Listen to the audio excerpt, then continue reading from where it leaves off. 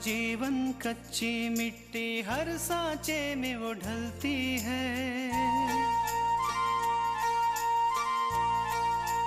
हो उसका जीवन कच्ची मिट्टी, हर सांचे में वो ढलती है। देती है जग को जियारा, खुद बाती बन जलती है। अपनों के नाम वो कर जाती है। हो अपनों के नाम वो कर जाती है। सारा जीवन अपना बन के बेटी भाभी माँ वो सच कर दे हर सपना। सुकन्या सुकन्या सुकन्या हमारी बेटियां। क्या करें हम? जो बातें हमें पता चली है हम कैसे बताएं? भगवान करे जो हम सोच रहे हो बिल्कुल गलत हो, क्योंकि माँ जी और बाबूजी ने कितने उत्साह से पूजा की शादी की तैयारियां की। एक बार सोहनी आ जाए तो मैं उससे बात करके उसके घर वालों को यहाँ बात करने के लिए बुला लेता हूँ। माँ, हम दीनानाथ जी के बारे में वही जानते जो उन्होंने हमें बताया, लेकिन हमारा भी तो फर्ज बनता था ना कि एक बार उनके बारे में हम जान लें कि वो कहाँ के लोग हैं, क्या करते हैं।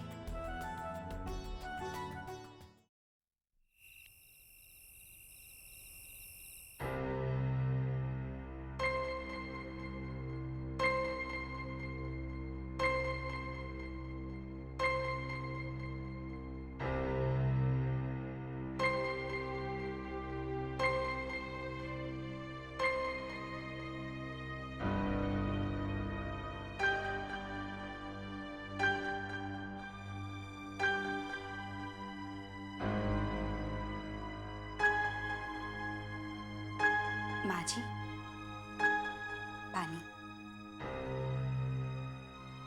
नहीं बहू, मुझे पानी नहीं पीना है।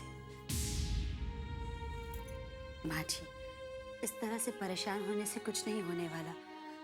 आप चिंता मत कीजिए, वो लोग आते ही होंगे। अरे आ गए वो लोग। क्या हुआ बुआ? हाँ, क्या पता चला है? अरे मेरा दिल बैठा जा रहा है अपूर्वा के पापा। बताइए ना, दीनानाथ जी के बारे में कुछ पता चला क्या? कल्याणी, कृष्णा ने जो कुछ कहा था वो सच है। क्या?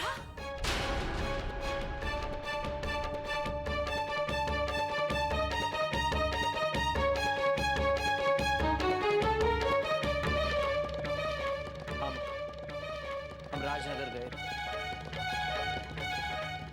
वहां जाकर हमने एक नहीं कई लोगों से पूछा दीनानाथ जी के बारे में, और सभी लोगों ने एक ही बात कही कि कई सालों पहले उनका परिवार वहां रहता था।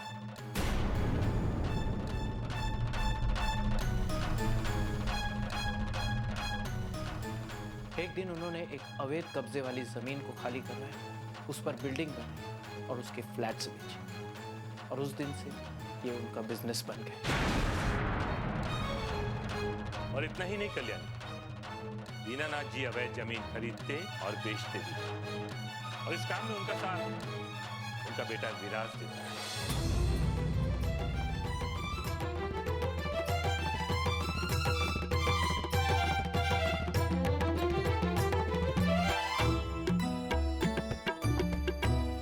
और तुम्हें पता, पूरे राजनगर में वो डीएम साहब और विजू दादा के नाम से मशहूर है।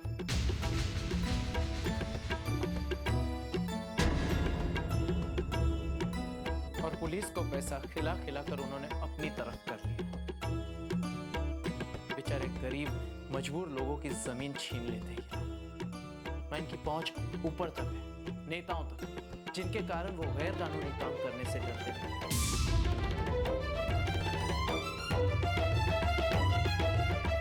अरे कुछ लोगों का तो ये भी कहना है कल्याणी कि ये बहुत से गैर कानूनी धंधे भी करते हैं।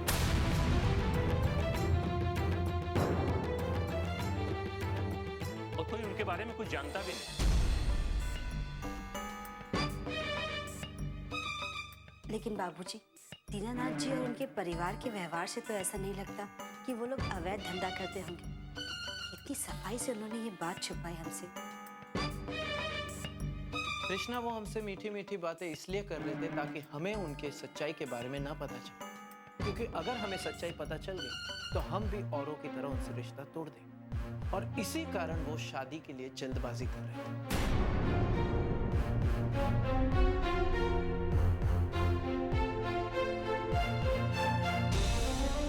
तुमने एक बात पर गौर किया था कल्याणी, कि शकुंतला जी जब हमारे घर आई थी तो बड़ी डरी सहमी सी थी। जानती हो क्यों? क्योंकि शकुंतला जी एमए पास है।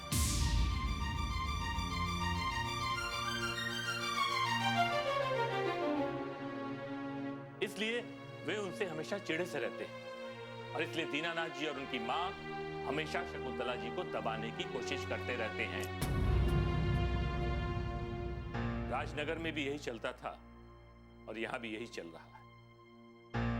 अब तो तुम्हें समझ ही जाना चाहिए, ये घर हमारी पूजा वहां शादी करके जाती तो उसकी क्या स्थिति होती। ये तो बहुत बुरा हुआ अपूर्व। अब तो पूजा की सगाई भी हो चुकी है, अब हम क्या करेंगे? मैं पूजा की शादी ऐसे घर में नहीं होने दूंगा जब बाप की कमाई आती है। मैं आज अभी इसी वक्त उनके घर जाकर ये रिश्ता तोड़ के आता हूं।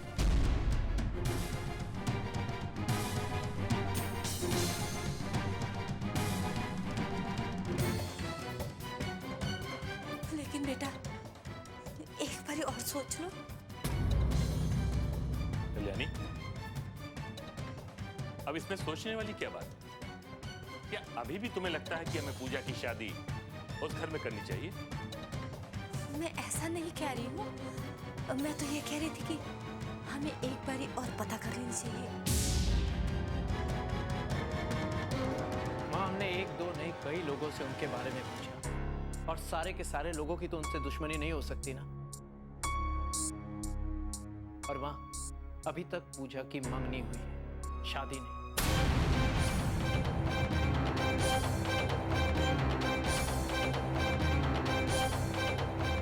अगर हमें उनके परिवार के बारे में कुछ ऐसा वैसा पता चलता है तो फेरे होने तक हम ये रिश्ता तोड़ सकते हैं।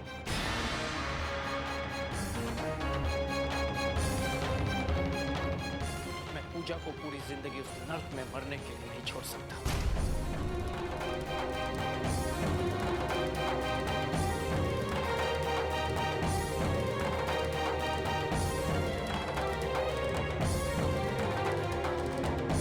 सुकन्या हमारी बेटियां,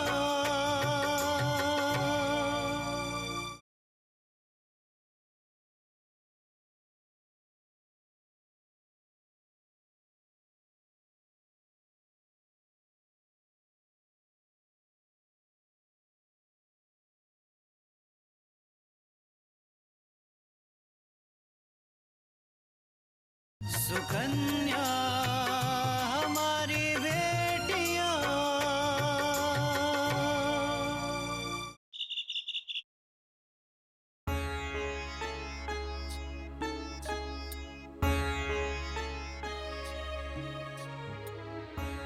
आकांक्षा, क्या सोच रही है बेटा? कुछ नहीं।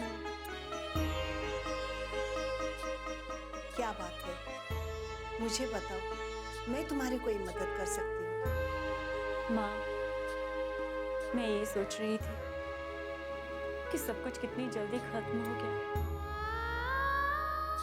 मुझे पता भी नहीं चला, और मेरी सारी खुशियाँ मुझसे इतनी दूर हो गई। बेटा, मेरे पास आ जाओ।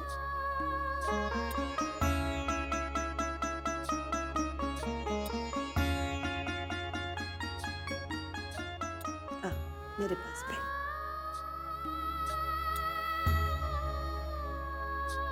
देखो बेटा, जिंदगी में अक्सर ऐसा होता है कि हम जिसकी कल्पना भी नहीं करते हैं वो हमारे साथ हो जाता है, और जिस चीज के बारे में हम हमेशा सोचते रहते हैं वो कभी हमें नहीं मिलता है। लेकिन इसके बावजूद भी लोग जिंदगी जीते हैं और खुशी खुशी जीते हैं। तुम भी कोशिश करो आकांक्षा, इस जिंदगी की परीक्षा को हंसते हंसते पास कर दो। फिर देखो हमारी जिंदगी कितनी बदल जाएगी।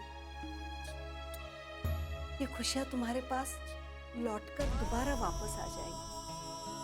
हाँ माँ, मैं भी अपने आप को संभालना चाहती हूँ। मैं सोहन की यादों में खोना नहीं चाहती, लेकिन इसके लिए मुझे अपने आप को बिजी रखना होगा। तुमने बिल्कुल सही कहा बेटा। तुम अपने आप को जितना व्यस्त रखोगे ना, उतनी ही जल्दी तुम बीती बातों से उभर कर आओगी। माँ, लेकिन फिर भी मेरी समझ में नहीं आ रहा कि मैं क्या करूं। बेटी, अगर तुम चाहो तो दोबारा अपनी पढ़ाई शुरू कर सकती हो। नहीं माँ, अभी नहीं। अभी मेरा मन शांत नहीं है और मैं सिर्फ पास होने के लिए पढ़ाई नहीं करना चाहती। कोई बात नहीं बेटा, जैसा तुम चाहो, लेकिन हमेशा याद रखना हम सब तुम्हारे साथ हैं। और जैसे ही तुम्हारे पापा की तबीयत और ठीक हो जाएगी ना, हम उन्हें सब कुछ सच सच बता देंगे। फिर तुम्हें सोहन के बारे में उनसे झूठ बोलने की भी कोई आवश्यकता नहीं है बेटा। ठीक है माँ। मुझे किचन में बहुत काम है, मैं चलूं। हाँ माँ, आपको याद है आपने मंदिर में मन्नत मांगी थी कि जब पापा ठीक हो जाएंगे तो हम सब मंदिर जाएंगे। तुम्हें याद है बेटा? हाँ माँ। तुम कितना ख्याल रखते हो सबका। बेटा, मुझे तो भगवान के पास मन्नत पूरी करने के लिए तो जाना ही है। मुझे भगवान से ये भी शिकायत करनी है कि उन्होंने मेरी आकांक्षा की खुशियों के बारे में क्यों नहीं सोचा। इतना बड़ा अन्याय उसके साथ क्यों किया? अन्याय तो मुझसे ज्यादा सोहन के साथ हुआ है माँ। मैं मानती हूँ कि मैं सोहन से अलग हो गई हूँ, लेकिन मुझे सहारा देने के लिए आप लोग हैं, दीदी है, जीजाजी हैं। लेकिन आपने कभी सोहन के बारे में सोचा?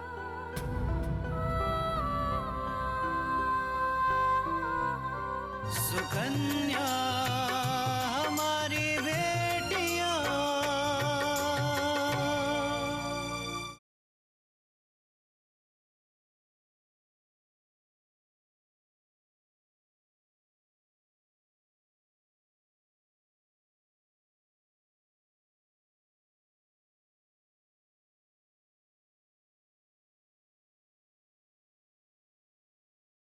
सुकन्या हमारी बेटियां।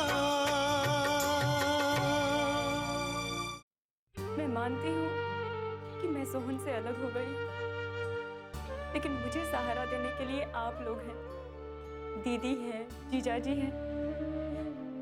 लेकिन आपने कभी सोहन के बारे में सोचा?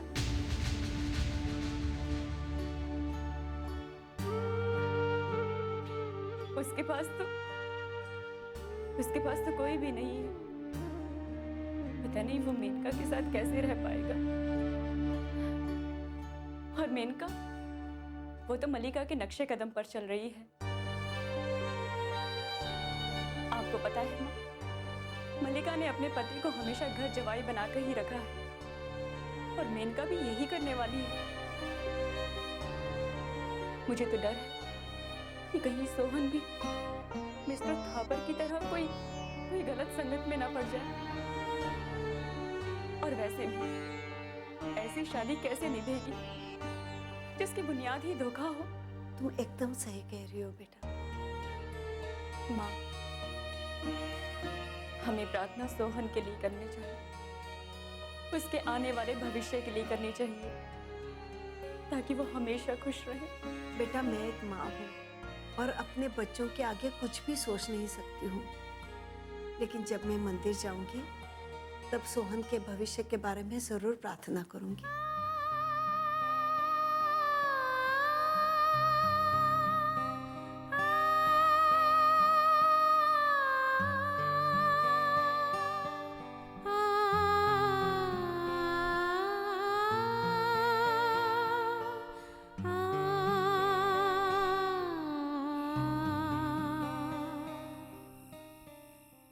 जरूरत थी भाभी को भैया को ये सब बताने की?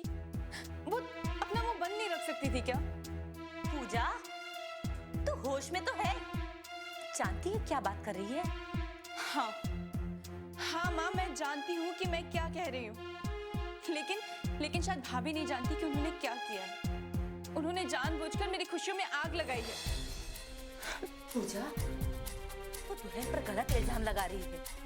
अरे उसने वही किया जो इस घर की बहू को करना चाहिए और इस घर के एक सदस्य को करना चाहिए। नहीं माँ, उन्होंने ये इसलिए किया क्योंकि वो मुझसे जलती हैं। उन्हें तो बर्दाश्त ही नहीं हो रहा था कि मेरी शादी इतने पैसों वाले घर में हो रही है और उनकी अपनी बहन घर पे बैठी है। पूजा, इस मामले में आकांक्षा को मत घसीटो, समझी? बेचारी के ऊपर अपने आप इतना बड़ा पहाड़ टूट पड़ा है और तुम होगी। आपको दूसरों के दुख दिखाई दे रहे हैं माँ, लेकिन अपनी बेटी का दुख नहीं दिखाई दे रहा। कितने सपने देख लिए थे मैंने उस घर की बहू बनने के, और भाभी ने एक पल में सारे सपने तोड़ दिए। बेटा, तुम उस घर में कभी भी खुश नहीं रह सकती हो। उस घर का व्यापार सही नहीं है, कभी भी कुछ भी हो सकता है। कुछ नहीं हो सकता है माँ, क्योंकि उन लोगों के पास बहुत सारे पैसे हैं। और जिंदगी में पैसा ही तो सब कुछ होता है। अगर आपके पास बहुत सारे पैसे हैं तो आपकी हर एक प्रॉब्लम क्यों चुटकियों में सॉल्व हो जाती है। पूजा, तुम पैसों की लालच में अंधी हो गई हो और गलत और सही का तुम्हें फर्क ही दिखाई नहीं दे रहा है। लेकिन जानबूझकर हम लोग तुम्हें कुएं में नहीं धकेल सकते। माँ, मुझे ये किसने सिखाया कि जिंदगी में पैसा ही सब कुछ है? मुझे किसने बताया कि रिश्तों से बड़ा पैसा होता है? मुझे किसने सिखाया कि पैसे से हर कुछ खरीदा जा सकता है?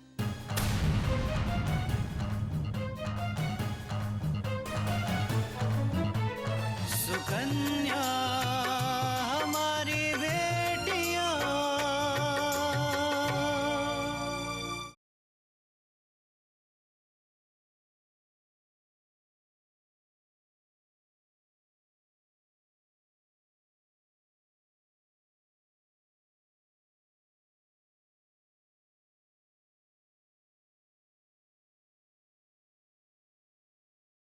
सुकन्या हमारी बेटियां। मुझे किसने सिखाया कि पैसों से हर कुछ खरीदा जा सकता है? आपने माँ। और आज जब मैं एक पैसों वाले घर में शादी करने के लिए तैयार हो गई हूँ, चाहे वो लोग कैसे भी हैं, चाहे वो कुछ भी करते हैं, तो आज आप मुझे गलत और सही में फर्क बता रही हैं। पूजा, मैं मानती हूँ कि मैंने तुझे पैसों का मुंह करना सिखाया, और आज मैं ही तुझे ये बता रही हूँ कि रिश्तों का क्या महत्व होता है। तो अगर तूने वो बात मेरी मानी है तो तुझे ये भी मेरी बात माननी पड़ेगी। नहीं माँ, नहीं, मैं कोई गुड़िया नहीं हूँ कि जिसे जैसे चाहा जहाँ चाहा मोड़ दी। हो सकता है कि आपके मन में बदलाव आया, लेकिन मेरे मन में नहीं आया है माँ। मुझे पता चल गया कि सबसे बड़ी चीज बस पैसा है। पूजा, तुम्हारे सोचने से तुम्हारी शादी तय नहीं होगी। वो हम सब निर्णय लेंगे कि तुम्हारी शादी कहाँ और किससे होगी। तो आप लोगों ने क्या निर्णय लिया? हमारा निर्णय यही है कि तुम्हारी शादी विशाल से नहीं होगी, और आज ही अपूर्व शाम को उनके घर जाकर इस रिश्ते के लिए मना करके आ जाएगा। और तुम विशाल के बारे में सोचना बंद कर दो, समझी?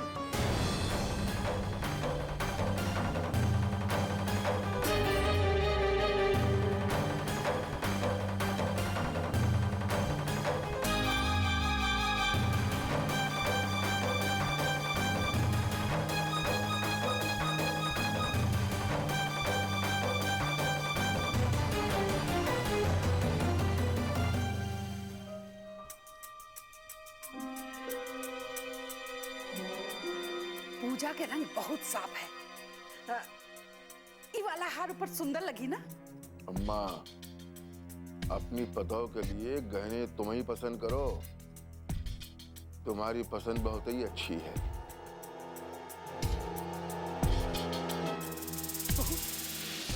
ये ऊपर कैसा लगी? सुंदर है बच्ची।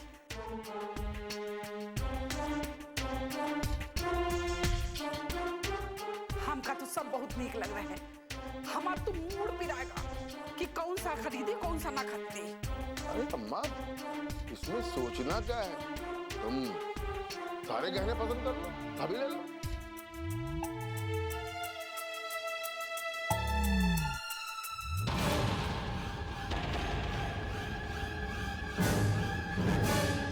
दीनानाथ जी, अरे बेटा तुम आओ। अरे अबू आओ, बैठो ना। मैं यहाँ बैठने के लिए नहीं आया, मैं आपको आपके सच्चाई का आईना दिखाने आया। मतलब ये कि मैं अपनी बहन का रिश्ता विशाल से तोड़ने आया।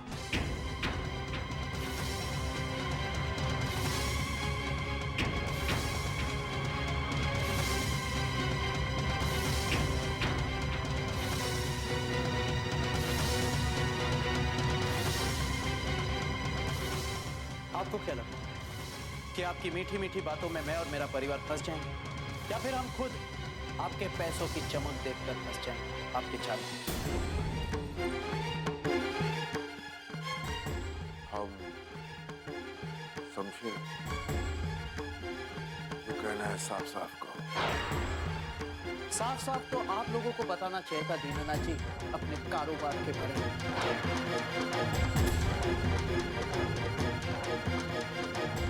दीनानाथ जी, हमने तो आपकी उम्र और आपके व्यवहार पर भरोसा करके इतना बड़ा कदम उठाया कि अपने बहन की सगाई आपके बेटे के साथ कर दी। लेकिन आपने एक बार भी नहीं सोचा कि आपको अपने बारे में हमें सब कुछ सच सच बताना चाहिए?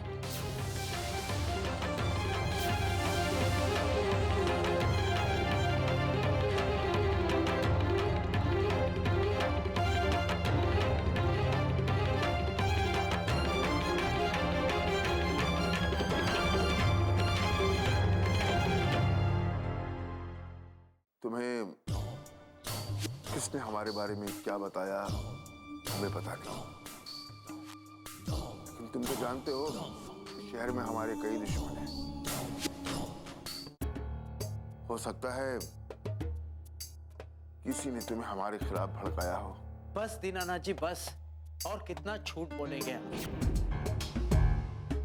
हमें आपके दुश्मन ने नहीं बताया, बल्कि हमें आपके पड़ोसी, आपके दोस्तों ने, आपके पहचान वालों ने बताया।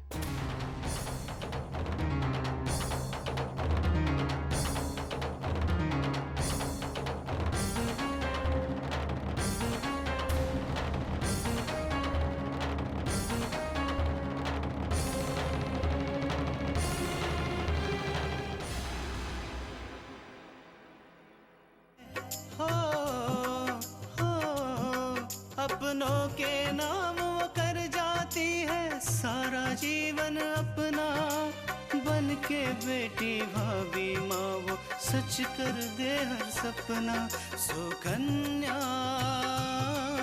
सुकन्या